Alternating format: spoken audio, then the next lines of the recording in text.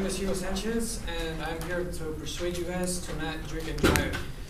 Many of us know that we shouldn't drink and drive, but according to mad.org, 10,838 people die each year from alcohol-related accidents, and that's one every 50 minutes. And I'm incredible to talk about this because I have received a DUI, and I have been taking courses on alcohol education, AA meetings, for the past 3 months, which I have just finished like 3 weeks ago. And in those classes, they have taught me a lot about the effects of driving under the influence, and also the consequences. And I obviously have gone through the consequences. And this is important to you guys because a lot of us are already, well, even though we're not 21 yet, like a lot of us, we drink even though we're not supposed to. And then eventually we're gonna get cars, or we have friends that have cars. And then it's hard for us to stop drinking once we go out because there's peer pressure, or you just, you want to drink, and then you think that just because you're not drunk and you're not, you'll be okay once you're driving, that doesn't mean that you won't get pulled over and your blood alcohol level will be too high and you end up getting arrested. First, I'm gonna talk about what happens when you get arrested, and then like the consequences, and then like once you get arrested and you go to jail, your car gets impounded and the effects of that. And second, I'm gonna talk about when you go to court, and then what the court will most likely issue you, and what you have to do in order to get your license back. And lastly, I'm gonna talk about the dangers of driving under the influence, and how is that not only danger to you and people around you, but also to your wallet. When you first get arrested, the officer will either give you a sobriety test or a breathalyzer test.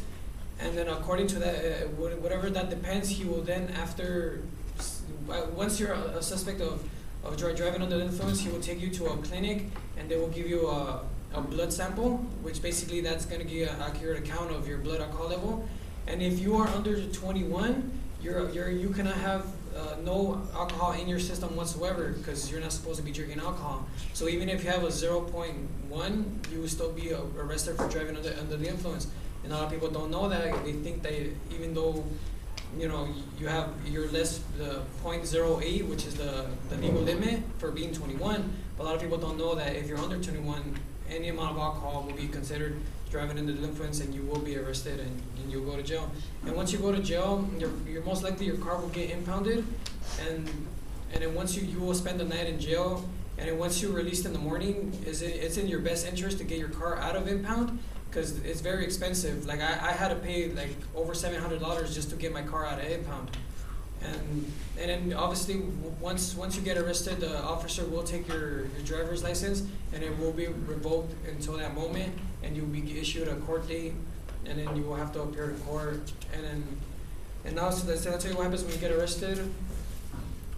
Now we're talking about once you go to court. Once you go to court, DUIs are treated as criminal offenses, so you will have to stand in front of a judge, and you will have to speak to an attorney, either your own or they will give you one.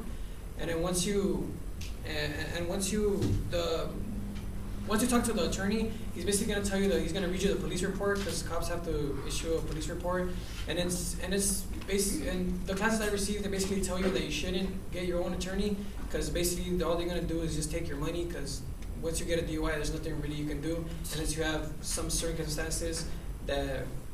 will allow you to get out of a DUI. Like my personal experience, I could have got out of it, but if I would have fought it and then lost the case, I would have spent 6 months in jail. So I just took the DUI, and once you see the judge, you have to plead no contest or guilty, and then you will either be given 72 hours to 90 hours of community service, graffiti removal, or Caltrans. And added to that, you have to take a 3-month program in order to get your license back, and your license will still be revoked in a year though, and you have to pay court fees, and once after you're done with court, you have to sign up for a 3-month alcohol education program, and those programs will cost you up to $500 in the end, and that's how much it cost me. And once you do get your license back, or you get a restricted license, which will just allow you to come from work and home, or from work and school, or your house, whenever you do get that back, according to mad.org, starting July 1st, 2010, if you receive a DUI past that date, and in 4 counties, which is, I think, Temecula, Orange County, Los Angeles County, and San Diego County, if you receive a DUI, you have to have an ignition interlock device installed in your car for at least 6 months, which is basically the in-car breathalyzer. I'm pretty sure most of us know what that is. And that alone, in order to install it in your car, and will be $175 to $200, and you will have to pay $75 a month in order to have it operating. And that will be at your own expense, and plus your insurance will go up, and you'll most likely have to get one of these, which is a SR22 DUI, which is insurance for people that have received DUIs. And now that I've talked to you about what you have to do in order to get your license back, I'll talk about the dangers of drinking and driving. Even though you may think that you're okay to drive, and then because you're not drunk or you're not throwing up or you know what's going on, a lot of the times another driver will cut you off, and you won't have that quick the quick reflexes to react, or what's called, you may think you're not too drunk, but then you actually are, and then you end up either killing somebody or hurting somebody or getting somebody else in an accident.